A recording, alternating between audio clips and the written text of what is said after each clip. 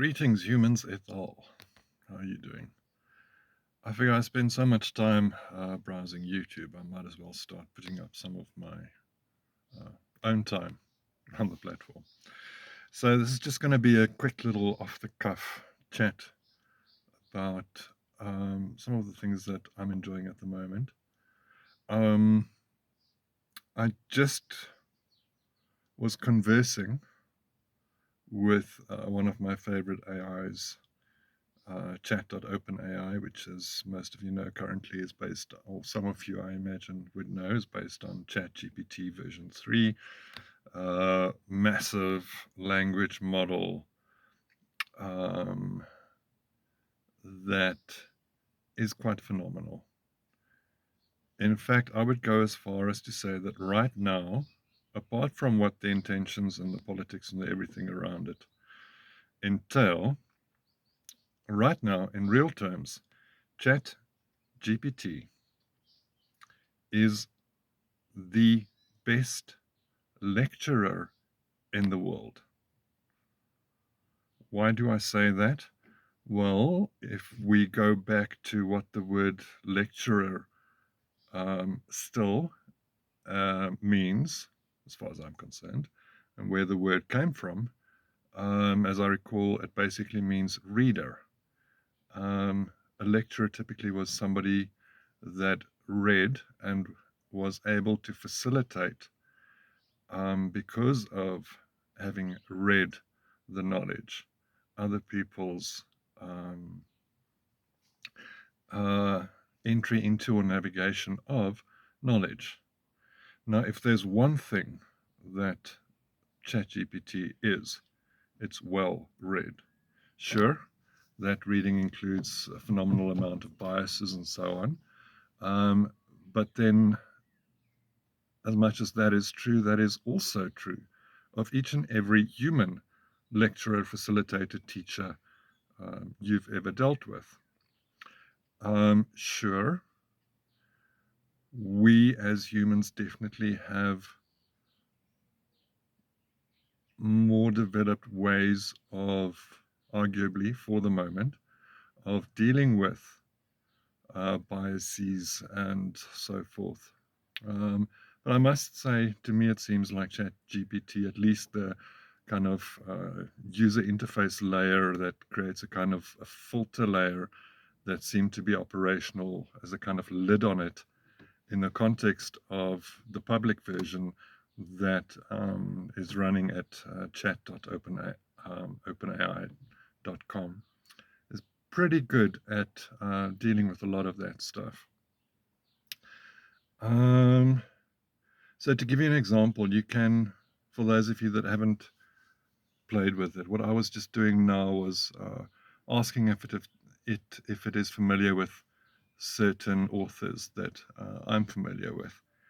And it tends to answer with summaries and quick bios of the authors when it is familiar with them. I like to double check the stuff I get out of the AI. So far, it seems to be more than 90% accurate at any straightforward knowledge type information that you ask of it, up until the cutoff date, I believe, is November 2021. I apologize. But what's fascinating about it is that it does make mistakes. So the onus is still on the user to be able to spot those mistakes. And I would argue the same should apply in any learning environment. One should not just accept as the complete and utter truth whatever a lecturer or a professor or a teacher is telling you. You should be double checking it and not just accepting it based on a institutionalized authority or something along those lines. So it's interesting how similar that actually is.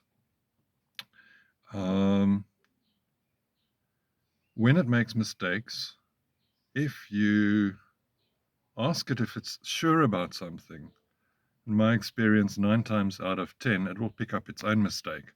If not, it might ask you where it might have made a mistake, and if you point something out, it will double check it. And most of the time, all the times in my experience, it then corrects it. The kind of mistakes it's more inclined to make are, for example, when you ask it for information in, let's say, a theoretical context, and you ask it for references with citations, especially if you have more than one citation by the same author, it tends to mix up the dates. So sometimes, as somebody that is borderline dyslexic, um, the fact that it makes those mistakes sometimes even makes it feel more human than it would otherwise. Um, and usually, when it's mixed up dates and you point out that that date doesn't look right, or you question it about the accuracy of them, usually in my experience, it actually fixes it. So, for example, right now I started off a conversation with it, asking it for summaries of the bios and main assertions of people like William E. Rees that I was just listening to. And then I decided to expand that into Professor Jim Bendell. It was relatively recent, not as certainly a significantly more recent corpus of work than William Rees. And I was pretty spot on with that. It does tend to have a slight PR style to all the information it gives you, unless you explicitly ask it to get rid of that. There are ways of doing that. So from there, I had a quick conversation with it um, about near terms, the possibilities and probabilities of near-term civilizational collapse, ecological overshoot, and so on, which obviously is in context of the authors we had been discussing. From there, I asked it for examples of artists who work with that kind of subject matter, and it gave a few examples, um, of which I asked it to describe the subject matter of their work. It included people like Parker Itu, who, I don't know if I'm pronouncing that correctly, is new to me. So I'll now be going and doing a bit more research on them. But what's interesting is you ask it for a summary of for example, the artists and their work. It gives you that. It tends to be slightly PR vibe, but then you can ask it to go deeper and more intellectual, and it obliges. And then you can ask it for a critique of the artist's work, and it will try to give you quite a balanced, sometimes regurgitation of some of what it had already said, as a good lecturer would, um, but then also say what some of the criticisms of that work is. What is not clear is the extent to which that is purely a result of the predictive generative technology that is at the core of this system, and how much of it is distilled from the reading it has actually done. Um, both are quite conceivable, and I'm not familiar enough with the fine intricacies of the system to know how to judge that. But I do get the sense that over time, playing with it, one does get a feel for it. So to go back to my original point, where I asserted that this thing is the best lecturer in the world, it is somebody who's read almost anything you care to ask about. It is phenomenally good at articulating and summarizing concepts. It is quite good at finding relationships between different bodies of work, different theories, different authors. And while it has some biases, it probably does so less than your typical academically employed learning facilitator, who obviously has their own agendas and biases and predispositions and issues.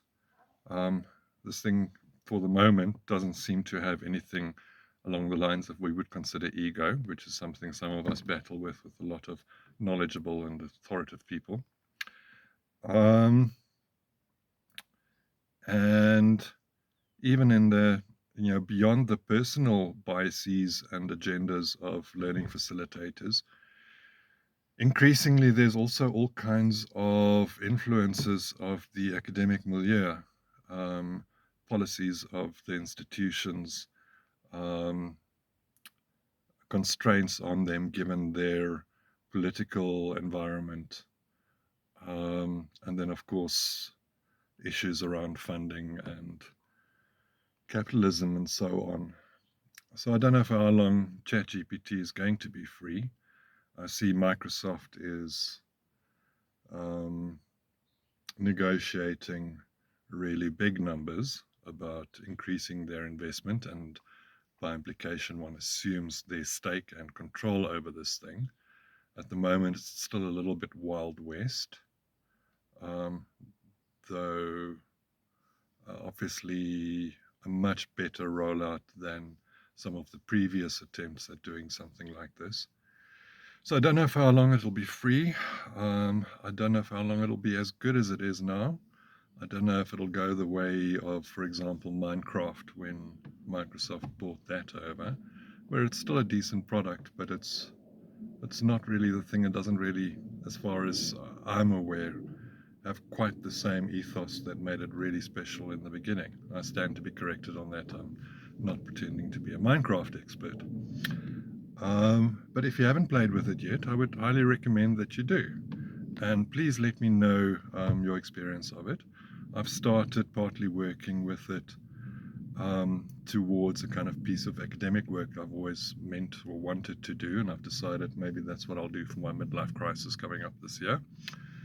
And also, please let me know if you've actually watched this video.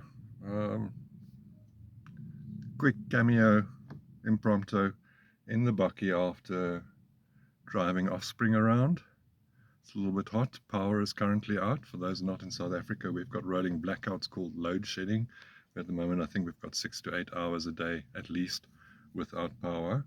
That's causing mayhem with small businesses, with our domestic appliances, and the economic impact of it. With whatever is operational is running at least part of the time on hellishly expensive diesel. So a lot of things are looking a little bit grim around here at the moment. But if nothing else, we're getting to practice our grit, I suppose. Resilience. Yeah, so that's it from me. Enough yattering.